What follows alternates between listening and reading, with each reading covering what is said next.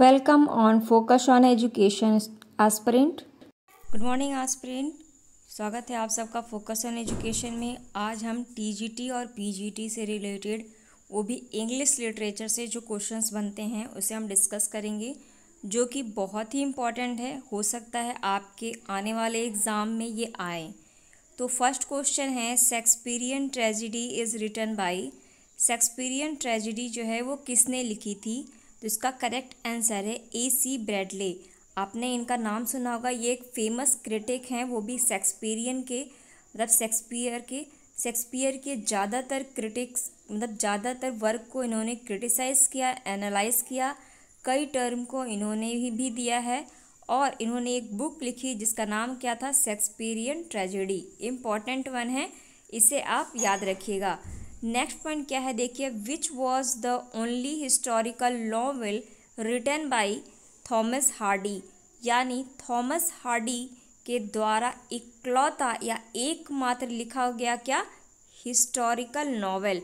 तो historical novel Thomas Hardy ने लिखा था, वो एक ही लिखा था। उसका नाम क्या है? The trumpet major. ठीक है, याद रखिएगा, द ट्रैम्पेट मेजर। और ये 1880 में आया था। और इसमें एक हीरोइन है जो कि काफ़ी फेमस है और काफ़ी बार इनका नाम पूछा गया है। उनका नाम क्या है? Anne Garland. इनका नाम याद रखिएगा, N garland.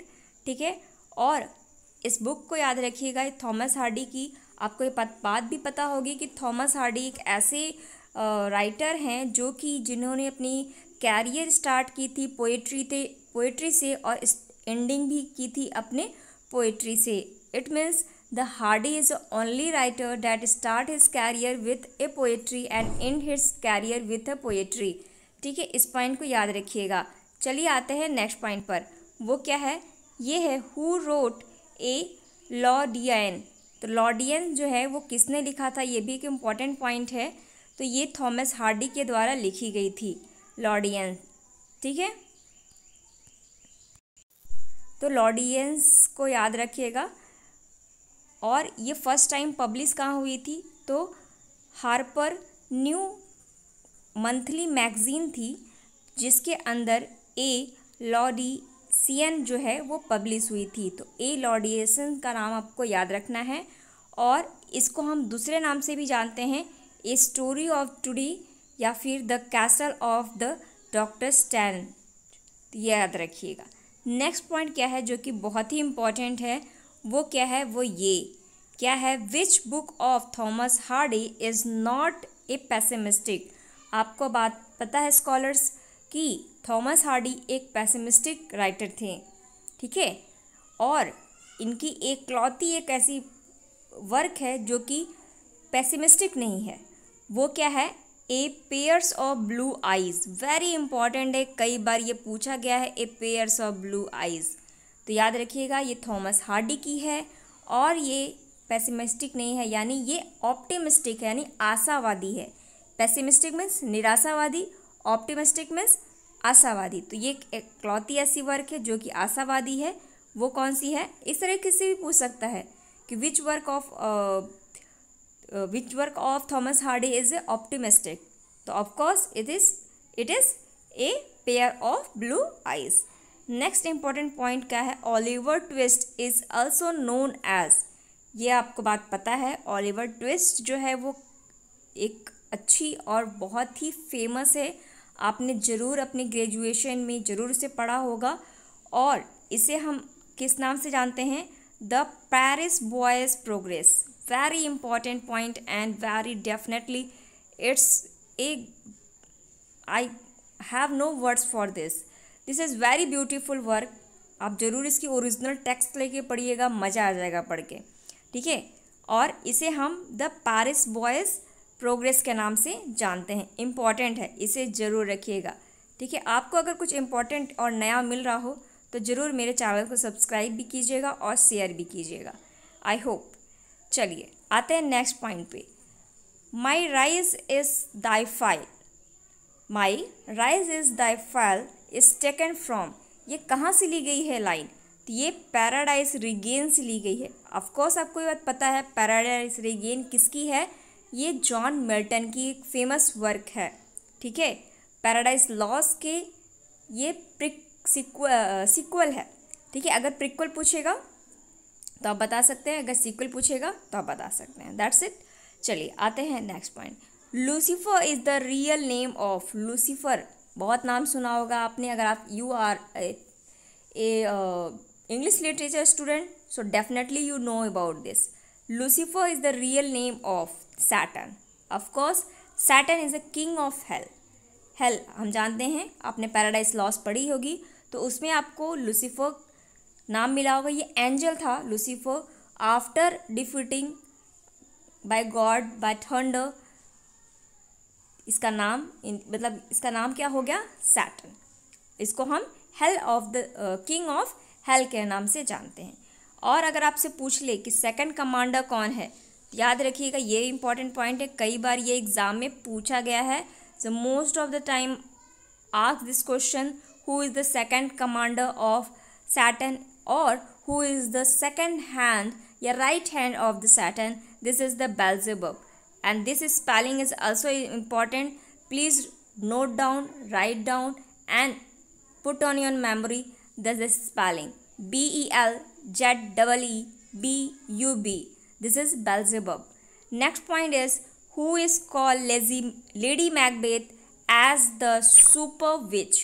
Definitely you read Shakespeare, okay, and you read also the Macbeth. This is a famous folk tragedy. How come? This Hawcom, H represent Hamlet, O represent Othello, K represent King Lear, M represent Macbeth। तो ये Macbeth में जो lady Macbeth थी उसको super विच किसने कहा था, बहुत ही इंपॉर्टेंट है, इसे गेटे के द्वारा कहा गया था। किसके द्वारा, गेटे के द्वारा। और अगर आपसे पूछे लेडी मैकबेथ का, ठीक है, इसका रियल नेम क्या था, तो इसका रियल नेम क्या था, ग्रॉच। याद रखिएगा, GROUCH,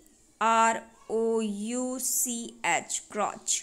ठीक, इस पॉइंट को याद रखिएगा, ये सब क्वेश्चंस कई बार पूछ ले जाते हैं एग्जाम में हमारे। चलिए आते हैं नेक्स्ट पॉइंट पर, और चलिए आते हैं हम एक इम्पॉर्टेंट पॉइंट पर जो कि बहुत ही इम्पॉर्टेंट है। क्या है, who said that Plude is the Magna Carta of English literature. English literature में मैग्ना कार्टा प्लूड को किसने कहा है, and definitely this answer is Matthew Arnold. Matthew Arnold के द्वारा ये टर्म दिया गया था कि प्लूड क्या है, एक मैग्ना कार्टा है, किसके लिए, ऑफ इंग्लिश लिटरेचर, यानी इंग्लिश के इतिहास में, इसके साहित्य में मैग्ना कार्टा प्लूड को कहा गया। ऑफकोर्स आपको पता होगा प्लूड किसकी है, ये विलियम वर्ड्सवर्थ की और बहुत ही फेमस एक पोएम है, ठीक है। और आपको ये पता होगा कि कितनी बुक्स में लिखी है, कई बार क्वेश्चन पूछा गया है, अभी फ़िलहाल पिछले बार भी शायद ये क्वेश्चन पूछा था, ये 14 बुक्स में लिखी गई है। और आपको ये भी पता होगा कि ये कंप्लीट कब हो गई थी, तो 1805 में ये कंप्लीट हो गई थी, पब्लिश हुई थी आफ्टर 1850, ठीक। और किसके द्वारा पब्लिश की गई थी, मैरी हैचनसन के द्वारा, after the death of William Wordsworth, ठीक। और नेक्स्ट पॉइंट क्या है, देखिए, ये है आपका हैमलेट कंटेंट। हैमलेट में कितने आपको देखने को मिलते हैं एक्ट्स और सीन, तो हो सकता है एग्ज़ाम में पूछ ले, क्योंकि आजकल ऐसे एग्जाम्स क्वेश्चन पुटअप किए जा रहे हैं। तो 5 एक्ट्स तो सबको याद रहता है, क्योंकि शेक्सपियर के जितने भी प्ले हैं वो आपको 5 एक्ट्स के देखने को मिलते हैं। बट आपको ध्यान रखना है कि इसमें 20 सीन हैं, ठीक है। कितने सीन हैं, 20 सीन हैं। नेक्स्ट जो इम्पोर्टेंट पॉइंट है वो ये, ठीक है, ये क्या है, हैमलेट कॉल्स फिश मॉन्गर। तो फिश मॉन्गर किसको कहा है आपके हैमलेट ने, तो ये पोलिनियस को कहा है, ठीक है। आपको पता है पोलिनियस कौन है, ये फादर थे किसके, ओफिलिया के, ठीक। तो इन्हीं को इन्होंने कहा है, याद रखिएगा इसको, फिश मॉन्गर हैमलेट ने किसे कहा है, पोलिनियस को। अब इसमें हैमलेट के अंदर आपको 9 डेथ देखने को मिलती है। हमारे पास फेमस जो कैरेक्टर कितने हैं, टोटल 11 हैं। 11 कैरेक्टर में से 9 कैरेक्टर्स मर जाते हैं। फर्स्ट जो कैरेक्टर होता है वो कौन मरता है? किंग हैमलेट, यानी जो सीनियर हैमलेट होते हैं, यानी जूनियर हैमलेट के फादर। फिर पॉलिनेस मरता है। यह भी आपको पता होगा कि हैमलेट ने स्टैप कर दिया था जब वो कर्टन के पीछे था, उनकी बातें सुन रहा था। ठीक। फिर ओफिलिया मरती है ड्राउनिंग की वजह से, मतलब डूब के। फिर आपका रोजन मरे थे। फिर गर्टन स्टर्न मरे थे। फिर लियटस मरे थे। गर्ट्रूड मरी थी। क्लॉडियस मरे थे। ठीक है। और लास्ट में प्रिंस हैमलेट मरे थे। ठीक है, याद रखिएगा। और 2 लोग जिंदा रह गए थे, वो कौन थे? एक तो आपके हैमलेट के बहुत ही बेस्ट फ्रेंड, या फिर कहिए इनके बहुत ही इनके लिए शुभ चिंतक जिसे कहते हैं हिंदी में, वो थे होरेसियो। ठीक है, इसको याद रखिएगा। ठीक, चलिए आते हैं नेक्स्ट पॉइंट पर। ये क्या है? टिंटन एबे इज़ ए नोवेला बाय। ये भी एक इम्पॉर्टेंट पॉइंट है।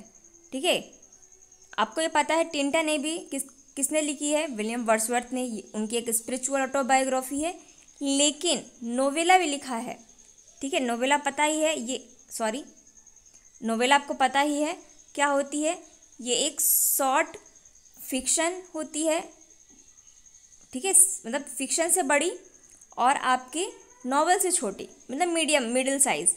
तो इसको किसने निकाला? थॉमस लव पीकॉक के द्वारा टिंटन एबे एज ए नोवेला लिखा गया था। याद रखिएगा, ये पॉइंट हो सकता है आपसे पूछ ले।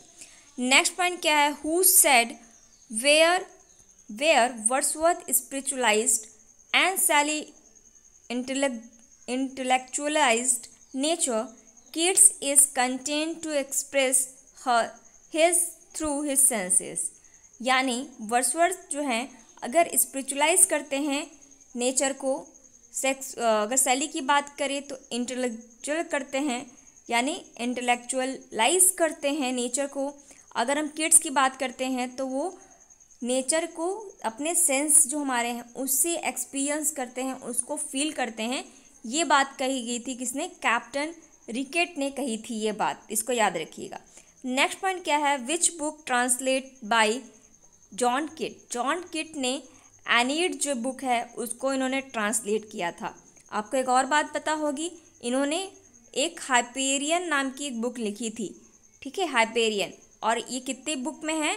ये 3 बुक्स में लिखी गई है। लेकिन ऑफकोर्स की मतलब सैड न्यूज़ ये है कि ये अनफिनिश्ड है, इनकम्प्लीट। मतलब 3rd बुक जब ये लिख रहे थे तभी इनकी ये डेथ हो गई थी। ठीक।